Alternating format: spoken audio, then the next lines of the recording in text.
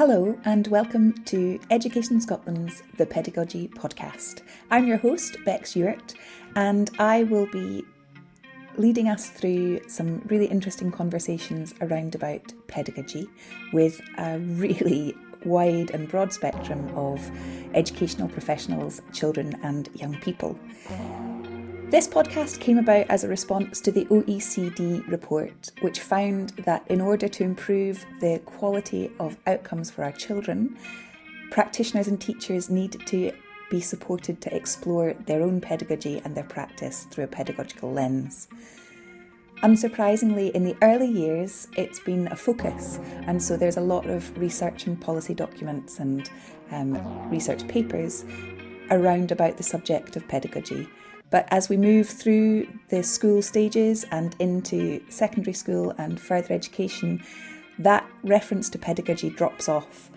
We'll be talking to a whole host of educational professionals from the early years through primary, young children and people from various different stages in their education, and then right into further education, exploring pedagogy, what it means to different people, and what we might change and what we might challenge ourselves around to ensure that our education meets the needs of our children and young people as we move into an exciting but unknown future.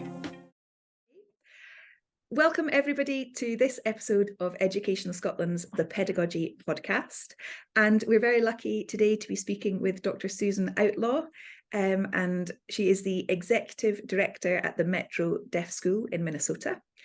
And so it'll give us a different perspective to any of the other conversations we've had thus far. So hi, Susan, how are you? Hi, good morning. Or good afternoon from here too. Exactly. So if we could start off by just a bit of understanding about your journey and how you find yourself where you are at the moment. Yeah, I always think, oh, this is such a simple question. And then I look back at like everything that's guided me to this point. I taught school and it was a hearing regular general ed school. And I had a class of kindergarten through fifth grade students all in my class, like a self-contained and a resource room all in one, and with deaf students. And from those experiences, I learned so much. I had to make a lot of my own materials. I had to beg, borrow, and steal from general ed teachers to give me textbooks and curriculum. But everything in that room was kind of designed for those students, even though it was kindergarten through fifth grade when you think about standards. But a lot of it was how I set up the environment and made it learning, like rich. From there, I actually went and did my doctorate and got a lot more involved in research and seeing what I had seen in the classroom, what I had seen with students, and how, research and practice had a disconnect. And one of my big things was to help, once we have this research, we have this knowledge, why is it not getting into the classrooms? From there, then I've done administration. I helped set up a charter school. And it was a high school for deaf students. What's a charter school? A charter school, that's a very good question. In the United States, in 1992, Minnesota passed the first charter school law, which basically is you're an independent school, but it's not a private school. It's a free public school.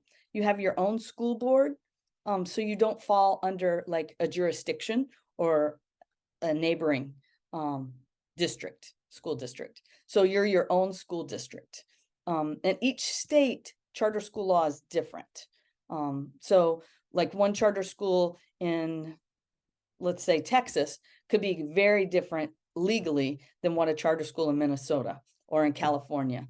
So did that. So it was its own standalone school, its own school district with a school board, but it was for all deaf students in high school. At that time, I had my daughter, which I feel like you can't separate the personal and professional. Yeah. Just like I feel like, people try to be really objective with everything, but yet we know we have biases. Our experiences shape who we are and how we see the world. And so by having my daughter, I started to see her learning path and what that looked like. You know, I didn't do Piaget research on her or anything like that, but I did start to see, her learning is quite different than what I've experienced in the past. So I'll come back a little bit to that, because as she got older, I ended up going, and I was a full-time tenure track faculty member at a university. And I taught people to go into the classroom and work with deaf students.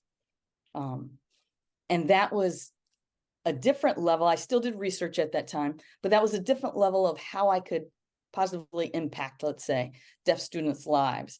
So these teachers pretty much go everywhere, all over the United States, because it's much more of a national type program. Mm-hmm. And so that was rich and wonderful. But what I found was my daughter in that area where we were living did not have educational options that were meeting her needs. Okay. She's kind of, my interests have always kind of been students, special ed students, but she was what I would consider a special ed student, but she's what some coin twice exceptional. She's very neurodiverse. She has ADHD, you know, those kind of things. And while she could learn really quickly, she couldn't in certain environments. So again, that kind of, I see two sides of the same coin, of students that where our environment that we think is perfect for everyone doesn't meet the needs of certain groups.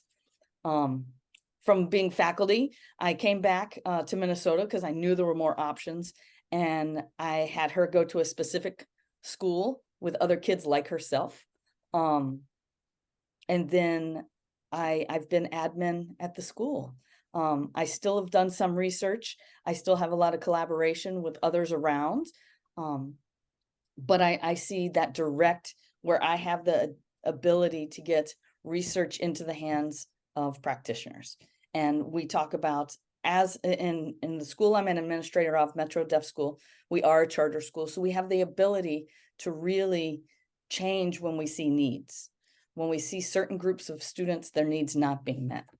And the other big thing that I had, both when I taught in my first teaching job in Florida and here, is I have always had a high number of immigrants and refugees. We have actually 35% of first or second generation refugees in our school right now.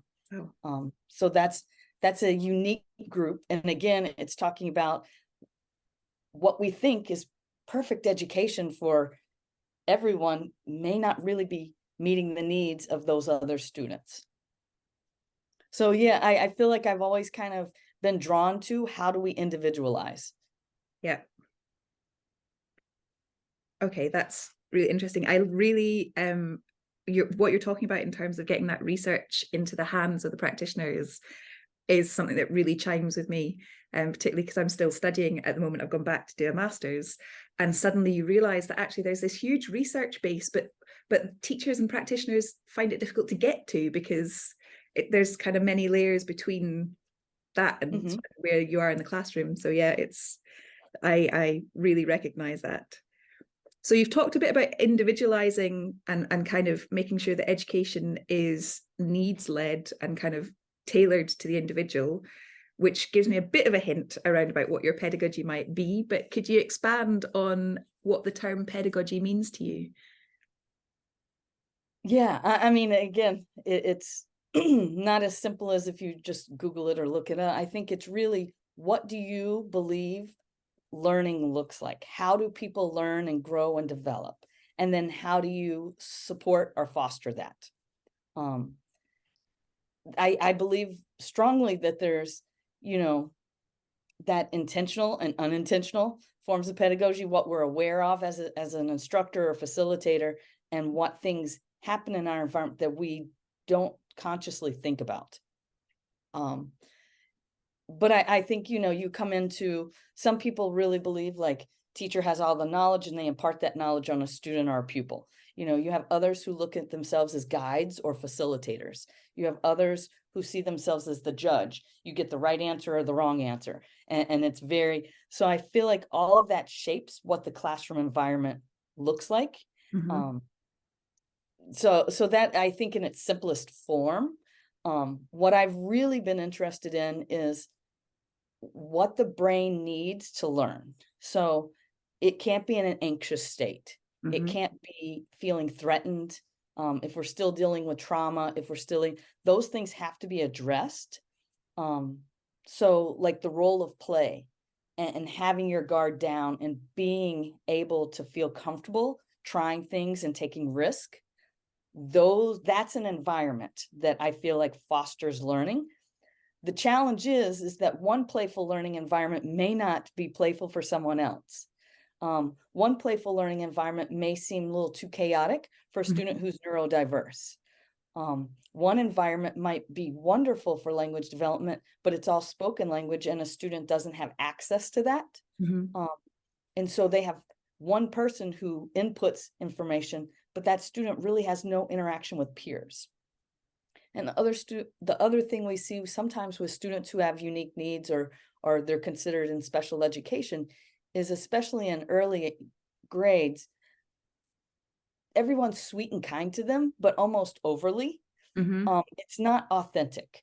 And why I say that is because when you think of 3 and 4-year-olds and 5-year-olds, you think of fighting over toys. You think of like my turn and your turn, and I want to be first in line. And those conflicts are actually growth and development. And if you never have authentic interaction and everybody's always nice to you, you learn that the world's going to give you things, and that's not the case. So I do think that environment, we really have to think about, how we set that up, and then who are the real peers, and how do we think about like neurodivergence? How do we think about neurotypical? Because I think right now a big push, especially in Europe and North America, is that it's better to be educated with non-disabled peers. And the interesting thing is most of the people making those policies are people that don't have disabilities. So we're not really always getting the authentic voice of those groups that I would call like on the outliers, or people that need maybe education to look a little different. Yeah. Sorry, you've hit on a couple of things that really, again, chime for me, because I have a younger brother who has significant additional support needs, and he went through special educational system, and that it was tailored to his needs so that he would be able to develop the capacity to learn and be able to live independently. But there's a massively different focus to be able to facilitate somebody to succeed in life versus, check the box of the education system. And then there's my son had a stroke when he was wee, so he has a physical disability. And seeing exactly that you talked about, that kind of really being really overly nice. Like, he had support coming out of his ear holes when he was in nursery. And sometimes I think it came to the point where one of his key workers was off, and he had a kind of supply key worker. And she was like, he's brilliant. He's so independent. Like, he can do so much. And he's really good for asking for help. And he's great. And I'm looking at him going, you've been pulling the wool over these folks' eyes. Like, you can do that. Come on, do it yourself. And then, you learn that sort of, I don't have to do that. Right. Somebody will do it for me. Yeah, exactly. The other thing that really struck me when you were talking there about pedagogy was the distinction that you made between the unintentional pedagogy and the intentional. That's something I'd really like to kind of pick at a little bit. So can you say a bit more about it? And then, yeah. Well, I mean, I think as professionals, I think we should always be reflective on our practice. But I do think often we have blind spots, things that we are used to and that have always been the way they are. And some of that's just thinking about like the concept of critical theory. Like, if it's always been this way, then it's just going to keep being this way. We don't really ask the question as to why. And that goes to where it impacts race, where we look at, how is the system supporting racism? And those are things that I think are very unintentional, because I do think most practitioners are very well-meaning, but if they don't really kind of reflect on their own beliefs and how they've set the classroom up, I mean, it could be about gender. It could be about I learn well through lecture, so everyone learns well through lecture, and we don't really analyze, you know, how we've set that environment up, what the norms of the classroom are, and how much we give the students, let's say, freedom to make choices. How much, I mean, people throw around terms like student-centered and things like that, but when we really go into a classroom, what does that mean? Are you using funds of knowledge? Like when students that are refugees come in, how do we start with them? What do we do? You know, how do we make that student-centered when our experiences are so different than theirs? And, you know, it is kind of just a paradigm shift. And I think we know that having parental involvement is a positive in education, but yet I feel like those families are often in survival mode. And so often schools don't reach out as much as they could. There's interpreters, there's, you know, all kinds of different layers to that. And maybe just different beliefs. What I've found is, as an administrator, we're so big on, like, you know, having parent group nights and things like that. We always provide interpreters. But what I found is just providing an interpreter is not really it. So I've set up where we have specific, like, African nights or Southeast Asian nights, and where they're the majority. And we still have interpreters there for, not for them, but for us. And it's really difficult because some people, even staff members, are like, well, why can't we all come? Well, the whole point is for them to have a safe space to share knowledge as parents and how to support their children. And it's not always about us needing to be there. Sometimes it's about us setting up that environment or that space for them to be, you know. So those are, I mean, there's numerous ways you can take, I think, the unintentional, because I think it's systematic. I think it's in the classroom, it's in schools as a whole, it's in our government and our standards and curriculum. All of that really, I think, has to be kind of just unpacked. So yeah.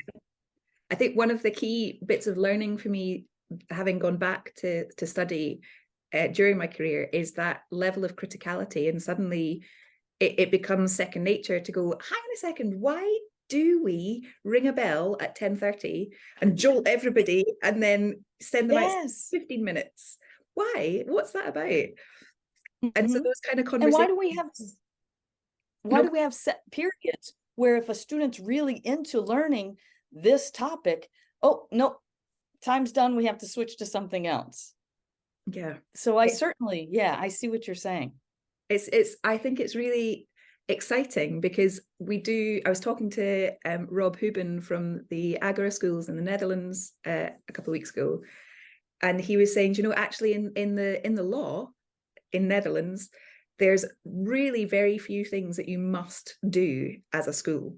That's, you know, that are the structures, and then everything else you can build, but it takes that sort of kind of, oh, we've not done this before, what's it going to look like? Yeah, and that seems to me to chime much more with our own experience of the phenomenology of getting into something and learning and feeling. Yeah, I just, even myself as a learner, if I get really involved in something, if I'm right in the middle of it, I wouldn't want someone to stop me. So I would want, you know, kind of a long learning cycle. And that, I mean, you can look at, you know, all kinds of things like Montessori or different approaches that do it a little differently, project-based learning and other things. Like, I mean, Rob's an excellent resource with some of that. So yeah, interesting. So for you and your own personal pedagogy, what has been the thinking that's inspired you the most out of your learning? I think overall looking at language use and how that supports the whole child. We see so many students that come in with language deprivation, so they haven't had a consistent, accessible language input. That and just the social emotional piece. We have students that come in who've never been to birthday parties, that never been, again, they've been in a general education classroom with non-disabled peers or general education, and they're there, but just because they're in the classroom doesn't make them part of the community. And that's a hard thing for us to kind of fully understand, is that we want to meet the needs of the whole child. Like I talked about nursery having, those learning how to, navigate conflict and who's my friend today and who's my friend tomorrow, and my favorite color is blue, and I have to have that one. And those types of things carry on, and I would say even get larger as they get older, where they want to have deep connections with friendships. When you think about adolescence and you think about like, what does that look like? Incidental learning becomes, I would say, more critical than what's happening in the classroom. Incidental learning, like I used to have university students go outside the classroom, go sit somewhere on campus for 30 minutes. And I want you to write down everything you hear or see and what you learned from that. Like you find out who's dating so-and-so, or what food is good, or which, academic class you should take, which professor you should avoid, like all of this information just in passing. Mm-hmm. And that's not even you directly communicating with someone, but that's just you sitting and listening.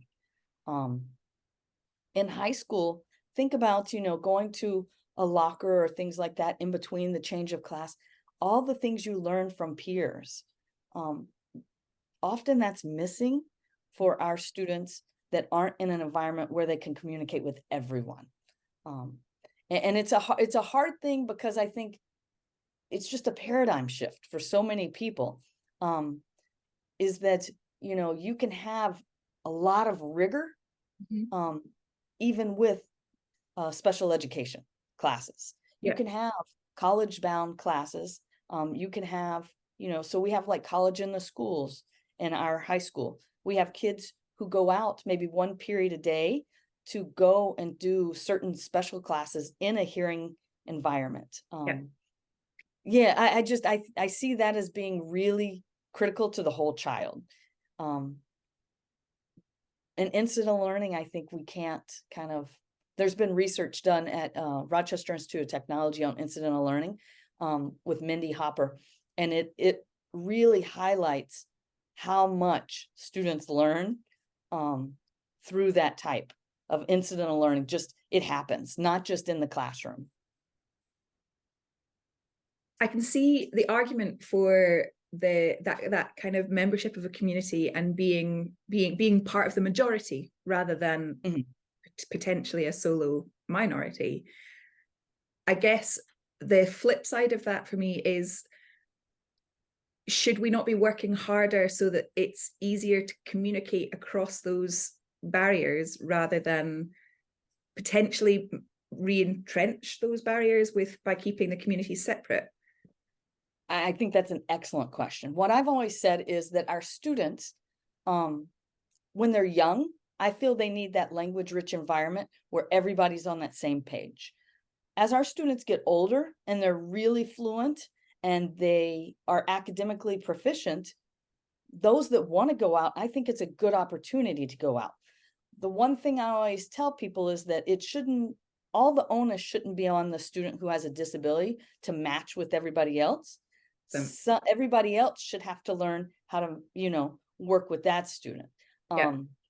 And that just takes a lot of, I think, education. We have a lot of teachers out there that are thrown with students with all kinds of different needs. And it's really hard to be everything to everyone when you have 30 students, let's say. That's really challenging. How do I set up an environment that meets neurodiverse needs, or meets refugee needs, or meets, like all of these things? So I think we just have to educate teachers in what does all this look like in human nature, and what does play look like for different groups? Because again, I think when you look at play, we really need to have where kids aren't anxious, where kids aren't like on defense, they don't feel threatened in any way. It needs to be a fun process. Like education should be fun. They should be able to ask questions and take risk and build things and have things fail. Like all of that is critical. So I think for sure we should be able to have, everybody has a right to have the education where they feel is best needed. Yeah. I think I just don't want to I feel like I see, especially in Europe and North America, some of those options limited for students with disabilities that may choose while they're young, that this is a better option for me. And then when I feel confident, I have my identity developed, I have friendships, then I see I can navigate your situation better, and they, I think, can advocate for themselves better in that situation because they're more confident. Yeah. So I'm interested, you said your doctorate was in language and literacy development through Correct. there. And we recognize, particularly, so I'm talking I don't have any experience of deaf education, so I'm really curious. So in the kind of, my understanding is that we need language in order to be able to learn. And for our hearing young people, they have been exposed to language since before they were born. They have taken that on board, and they maybe have a kind of the capacity for an internal dialogue, and it's that dialogue that there supports you to be able to question and ask and find out more. So what does that, is there kind of an analogous development for young people who don't have hearing? Certainly. And Gallaudet University has done a lot of research on kind of visual learning and visual languages, and how the brain develops. They've even done it with babies, not just deaf babies, but babies that have access to sign language. So if their parents are deaf. Okay. And from really, really, I'm talking months old, how they move their hands and their feet are different than babies that don't have access to sign language. And it's not that they're signing, it's more like that babble type, but just they see that as a form of language, even early on. But again, that's when they have exposure to that language. And we know that most deaf children, their parents are hearing, and they're just at this point kind of grieving and figuring out, what are my options? What do I do? What are medical interventions? What is language? Often they've never met a deaf adult. But babies that have either that have deaf parents, hearing or deaf babies, but if they have deaf parents, we see their language starting right away. My spouse, deaf, and my daughter, when she was a baby, she was signing clearly at 7 and 8 months, like certain things like milk and more, and those kind of what we consider like baby signs. We know that deaf children that have access to language have very comparable language development with hearing. It actually, because of gross motor development versus fine motor development in your throat, that gross motor with your hand, that actually develops before your vocal cords and that fine motor development. So there often we see signing happen earlier. But by about 2, it's leveled out. Hearing and deaf, their language development is very comparable. And moving forward, the big thing for us is, like you talk about kind of that inner dialogue, and Vygotsky talks about like inner speech or inner language. Before you get to that process of like orthography and figuring out what does print mean, and getting to that literacy piece. Deaf students need to have a solid language foundation before they get to those, the same as hearing students. The big difference for us is that the orthography, the print, doesn't always match what signing is. Our grammar and our syntax and everything, all of that's different. So when you teach in a bilingual manner, same as if you were teaching like Spanish and English, if you teach in a bilingual manner, we see students' language and literacy go skyrocket. It's very different. So that's I hope that answers your question. Yeah, no, absolutely. And I think I had kind of on the cusp of understanding that there was a different syntax and grammar, but then suddenly thinking about actually what that means for the learner and their experience of everything. Sorry, my brain is whirring, so I'm probably going to talk rubbish for a little bit while I try and process what you talk. So there's a lot of similarities between the conversation that we're having and some of the other conversations about the way that education should, I guess it's a normative thing, should develop in order to best meet the needs of all of the young people and children who are being educated. So there's a lot of that personalization. It's a lot about environment and making sure that the conditions for learning are right. So with that in mind, what's the kind of key messages that you'd like folk to take from this conversation to inform their own pedagogy and their own practice? Yeah, I think every child that comes through our doors, they have something to offer. And I think teachers, by and large, really care and want to do well. And I think sometimes there's systems that hinder us, either that being we have to focus on testing, or we have to focus on, these standards or that curriculum. Or I think if we can just it all be about children, like kind of take away all of this other systematic thing, it should be about children. It should be what children need. And we can talk to children and find that out.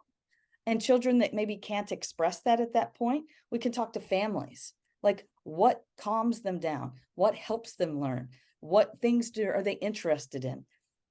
I think we really just have to cater. Yes, we have these things we want to teach, and we want to make sure that they learn. And how do we do that? It's really the teacher has a lot of freedom. I mean, when you think about the teacher really can set the environment up in a way that fosters, and it could be different areas of the room, that this is an area where this student, works because it's really good. I remember my daughter, the first year she went to one school, they had a bookshelf that was empty, and she would literally lay in the bookshelf and do her work. And they had no problem. They didn't blink an eye. And that's what she needed. And I think as a teacher, you're kind of like, oh, well, that's not good. Well, that's my own perspective, but for her, it worked. And yes, it looks a little different, but if she feels comfortable, she feels safe. And for her, that was her happy place. Yeah. So I think it's, as a teacher, kind of thinking maybe less about how it looks from the outside and less about how, my personal, like, you need to sit up and you need to be at a desk, or you need to this or that. Like, maybe it is that different kids are going to need different things. Maybe certain kids do like having lectures, and other kids do like reading the material and not having lectures because they can read faster than they can sit through a lecture. Or, I just think as a teacher, and again, and this could be in an inclusion classroom, but we shouldn't always have the students have to learn strategies to match what my needs are as a teacher. We should, as teachers, match what the students' needs are. Yeah, that makes a lot of sense. And it goes back to that kind of the space to have that critical thinking and just ask the questions. So if somebody is wheeling around and meeting their sensory needs, and then you ask them to stop, suddenly all their cognitive capacity has gone on, right, meeting these external behaviors, and now I've got no space left, no RAM left to actually learn, but yes. I listen, so I'm paying attention. Well, and I think that's an excellent example. Yes. And I think it's figuring out, okay, how do I meet that need at the same time, not disturb other students? Yeah. Like there is a lot happening in a classroom. And I think teachers are given more and more of a challenge every day, and more paperwork and more expectations. And it's not an easy job at this point. No. And I think, as admin, we want to support them, but they need to feel like they're in a happy learning environment as well, like our staff. Yeah. I want them to have fun with teaching. So it's not just fun for learning, but it should be a fun environment for everyone involved. I think that's right. And you said something there about teachers having the freedom. I guess the way that teachers can really properly express that freedom, though, is to know that they're trusted by the administrators, and they have that space to experiment and to fail. And as long as they're reflective and they don't do the same thing that didn't work again tomorrow, then, Exactly. Yeah. No, I see that as an admin role, again, is supporting our staff and letting them have fun, like letting them, okay, experiment and let's do this. It's the same concept that we talked about for kids. It needs to be risk-taking. It needs to be, fun. You don't want to be in anxiety mode. You don't want to be in trauma mode. Like, they need to have those basic needs met to set the environment up for the students. Yeah, and part of that thing about reducing anxiety, One of the ways that teachers do that at the moment that I've seen, and that I didn't when I was on the floor in my own classroom, was to have things tightly controlled and to know exactly what was happening. So if you don't have that safety net to control your anxiety, it's like, right, okay, so what do we do then to make sure that you don't just suddenly come into the classroom and go, I don't know what's going to happen, and your heart rate goes. And so I guess it's those conversations around what are your coping strategies? How are you going to regulate in a system we're in a situation that's maybe not what you're used to? Well, and everybody, I think, works a little differently. I think often if we have teams of teachers and they support each other, we actually have certain classes that move even in the elementary levels. So different teachers focus on different things. So I have one teacher who is phenomenal with like STEAM. So, there's science, technology, engineering, mathematics type stuff. They do coding, they do technology, they do problem solving, and her class always looks like chaos, but the kids are doing amazing work and they're trying things and experimenting. And for her, that's her happy place, to see all of that kind of, that chaos, but yet it's very focused. Everybody's problem solving, everybody's talking, they're all in groups, there's like flexible seating. That doesn't work for some teachers, but it works for her. And so what we found is, okay, which students does that work for? And so when do they take those classes, and which students is that not a good thing? And so I think as admin and as teachers, we kind of have to identify that not every student is going to benefit from the same things, and that's okay. And it doesn't mean that as the teacher you failed if your happy place is not necessarily going to vibe with another. Right. Yeah. And I think that's okay. For me, it's a lot about, kind of like I said, unpacking, and then what does this look like, and being open about it and transparent, not trying to be like, oh, and feeling bad and guilty, and then gets back to that anxiety piece. Yeah. It's just, this is what it is. And how do I meet their need? Do I have another teacher who can, work with this student? Like we have certain specialties like speech or occupational therapy or physical therapy that we know they'll come in and take students during certain times that we know this isn't a good fit for them. So then they're going and working on other things that they find joyful. Yeah.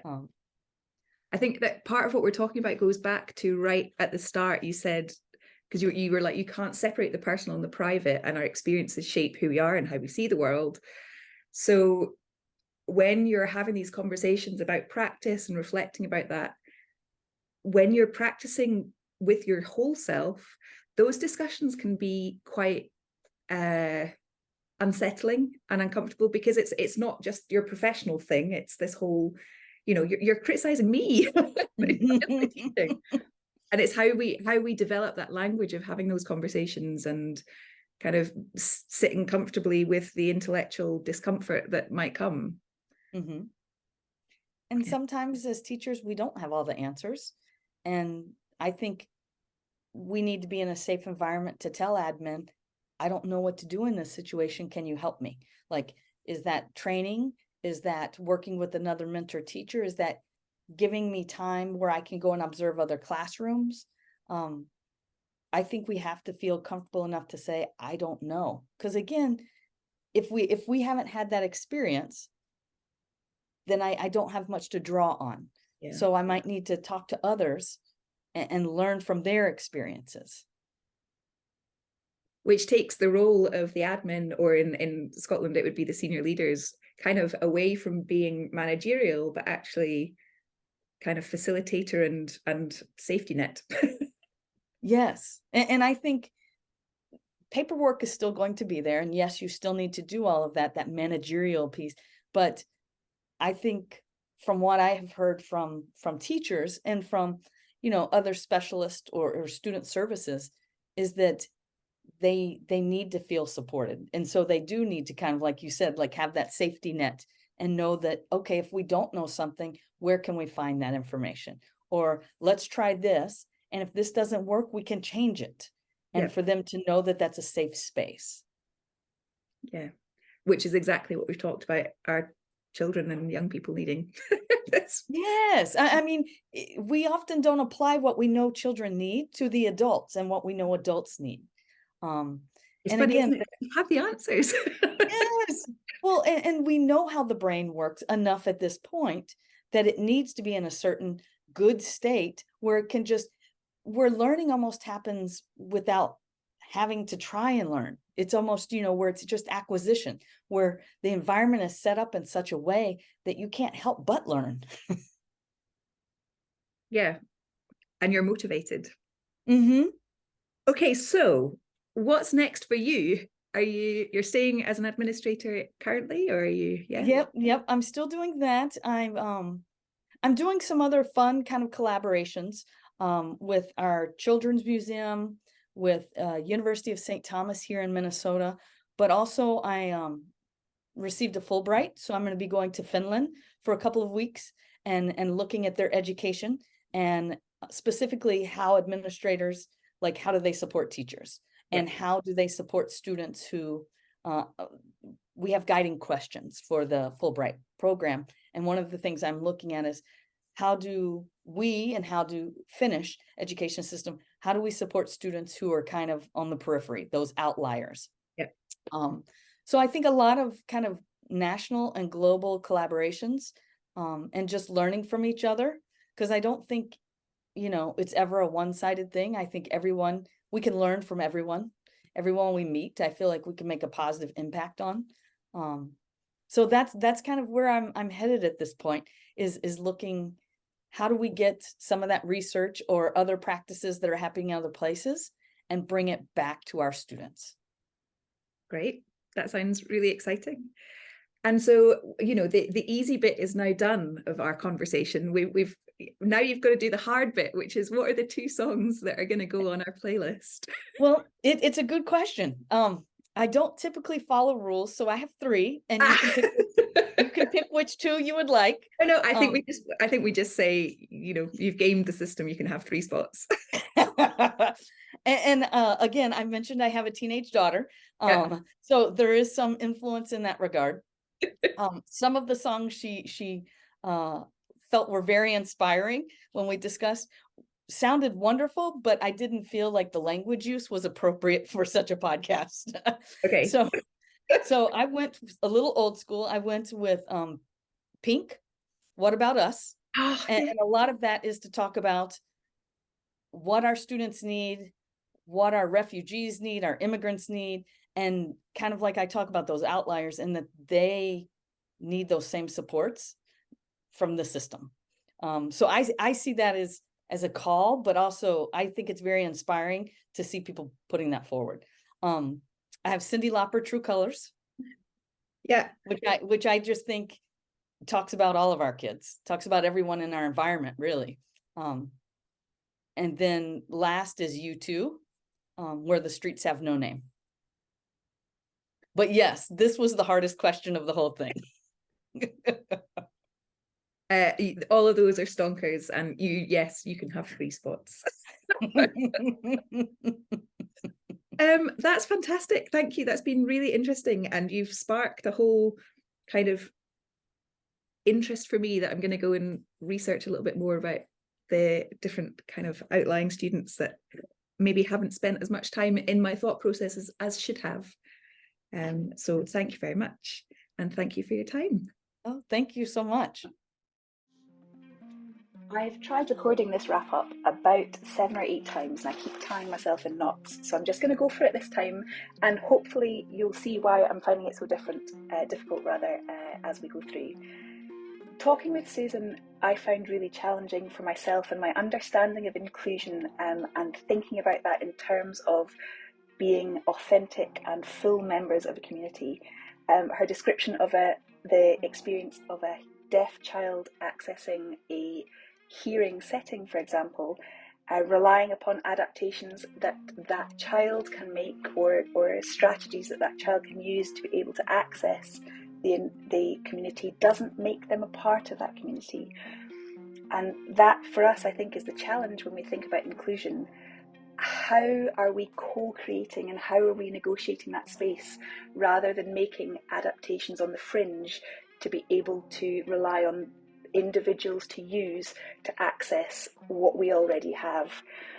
The reason that I found that really difficult is, as I said, I have a son who has had who has cerebral palsy as a result of a stroke, and he's now getting into his teens and he's becoming more independent. And so as a result of that, I started to shift some things in the kitchen so that he could more easily make himself snacks or get drinks or whatever. But after that conversation, I walked into the kitchen and I was struck by the fact that they were small peripheral changes that I had made to a kitchen that I had designed for me and my use of that.